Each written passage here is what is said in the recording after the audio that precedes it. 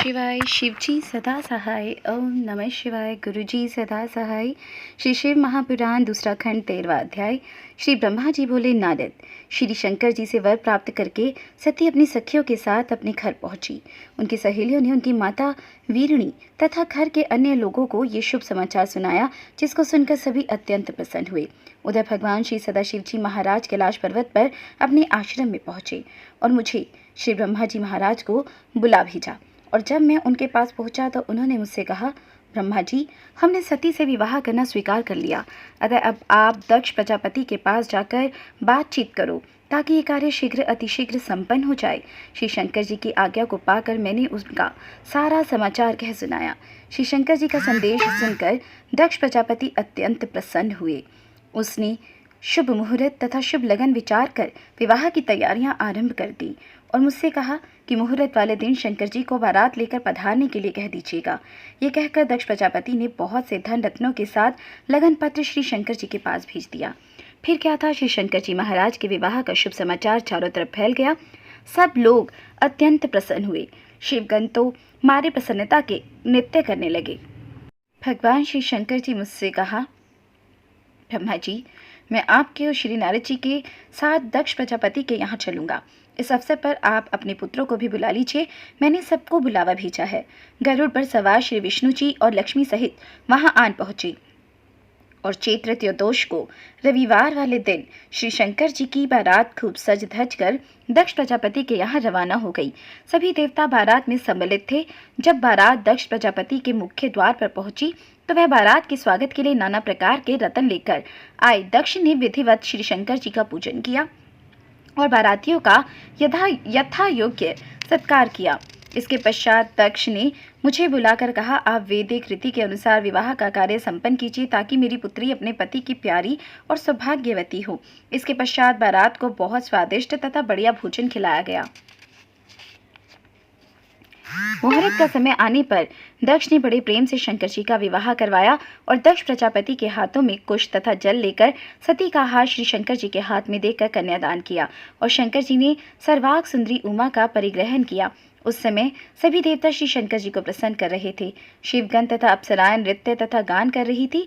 नारद श्री शंकर जी और सती का विवाह इस लोक में पहला विवाह था और तभी फिर से विवाह की प्रथा चालू हो गई।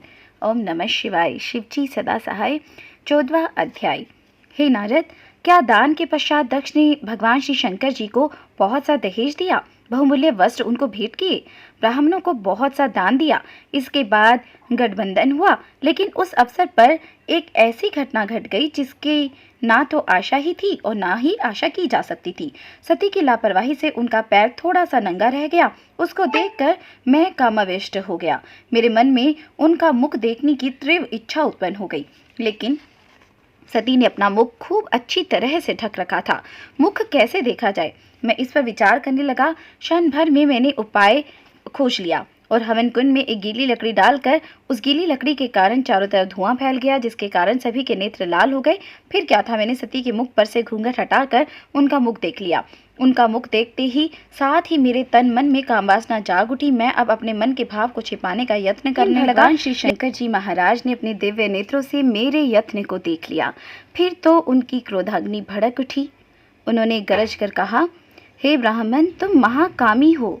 तुम कर्म धर्म को त्याग कर वेद विरुद्ध कर्मों में लगे हुए हो। विवाह के समय तुमने उमा का मुख धोखे से देखा है। ये पाप तुमने मुझसे छिपाने की चेष्टा की है, लेकिन छिपा नहीं सके। अब तुम मरने के लिए तैयार हो जाओ। ऐसा कहकर भगवान श्री शंकर जी त्रिशूल लेकर मेरी ओर लपके। भगवान श्री शंकर जी महाराज के वचन सुनकर मैं तो सिहर उठा और बाकी सभी शेष बचे लोगों को ये लगा कि अब मैं अवश्य मारा जाऊंगा। मेरे मानस पुत्रों ने शोर मचा दिया। सब के सब देवता एक स्वर से श्री शंकर जी की स्तुति करने लगे। भगवान बोले, प्रजापति, इस समय तुम मुझसे कुछ मत कहो। मैं इस दुष्ट को कभी जीवित न छोड़ूंगा, क्योंकि ये ध्यान कर्म को त्याग कर भ्रष्ट हो गया है। इस प्रकार के लोग मार डालने के योग्य होते हैं। बताओ कि इसने सती की ओर कुदृष्टि से क्यों देखा है।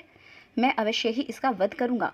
भगवान श्री शंकर जी की गर्जना सुनकर समस्त देव मंडल कांप उठा। उस समय भगवान श्री विष्णु मेरी सहायता करने को आगे श्री शंकर जी से कहा कि मैं और ब्रह्मा जी हम दोनों को आप ही ने उत्पन्न किया है। अब आप मुझे अपना सेवक जानकर ब्रह्मा जी के प्राणों की भिक्षा दे दीजिए। इस पर दृढ़व्रती श्री शंकर जी ने कहा, विष्णु, तुम्हारा विचार होगा कि शायद ब्रह्मा के मरने से सृष्टि का कार्य रुक जाएगा। नहीं, ये कार्य नहीं रुकने का है। ये कार्य मैं स्वयं कर लूँगा, या फिर मैं दूसरा ब्रह्मा पैदा कर लूँगा। इतना कहकर श्री शंकर जी महाराज क्रोध में भरकर कांपने लगे और उनका शरीर अग्नि की भांति दहकने लगा। उनकी यह अवस्था देखकर दक्ष प्रजापति तो मेरे जीवन की ओर से निराश हो गए। लेकिन श्री विष्णु ने तो निराश होना सीखा ही नहीं। उन्होंने झट से आगे बढ़कर मुझे और अपने आप को भगवान श्री शंकर जी के चरणों में डाल दिया। भगवान श्री शंकर जी ने यह अनुभव किया कि ब्रह्मा के मरने से सब दुखी हैं, तो उन्होंने प्रसन्न होकर मेरे सिर पर हाथ रखा और मुझे नहीं मारा।